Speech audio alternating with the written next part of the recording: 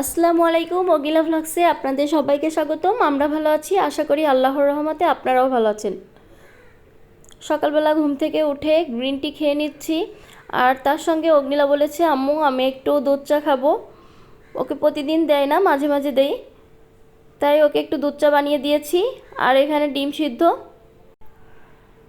সিদ্ধ খাওয়ার পর হঠাৎ করে আমাদের কিন্তু কলা গাছের দিকে চোখ গিয়েছিল।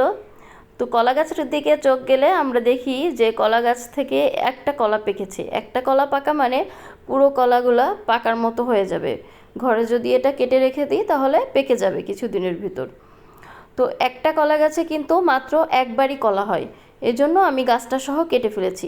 আজকে কিন্তু আমার হোম মেকারকে দিয়ে কাটাচ্ছি না, নিজে হাতে কাটছি, কারণ নিজে হাতে এভাবে গাছ লাগিয়ে গাছের ফল নিজে সংরক্ষণ করার মজাই আলাদা। এটা খুবই ভালো জাতের কলা, এর আগেও আরেকবার হয়েছিল, অনেক ভালো লেগেছে, কলাগুলো অনেক টেস্ট ছিল। তারপর কলাগুলো এইভাবে রোদ্রে রেখে দিব, বস্তার ভিতর ভরে এইভাবে ছাড়িয়ে রেখেছি। এমনি রেখে দিলে কিন্তু পাকবে না, ঠিক 2 দিন পর পেকে যাবে।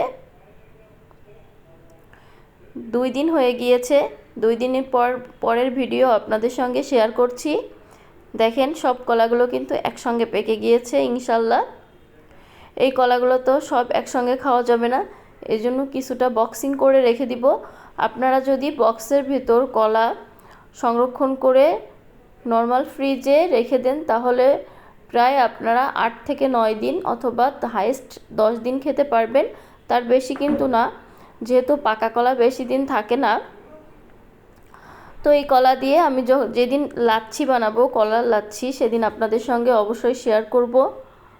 কলা দিয়ে কিন্তু কলার বড়াও বানানো যায়, ঠিক যেমন আমরা তাল বড়া বানাই সেভাবে বানানো যায়। অগ্নিলা এখন কলা খাচ্ছে, অগ্নিলার কিন্তু কলা খুবই পছন্দ। চাইলে আপনারাও কিন্তু পারেন বাড়ির আঙিনায় যদি কিছু জায়গা থাকে সেখানে 1-2টা কলা গাছ লাগাতে। কলা শরীরের জন্য অনেক উপকার, এটা শরীরের অনেক পুষ্টি চাহিদা পূরণ করে। গরমের সময় কলা খেলে শরীর ঠান্ডা থাকে। আমার ভিডিওটি যদি ভালো লেগে থাকে তাহলে অবশ্যই একটি লাইক দিবেন। ভালো থাকুন, সুস্থ থাকুন, অগ্নিলা ভ্লগসের সাথেই থাকুন।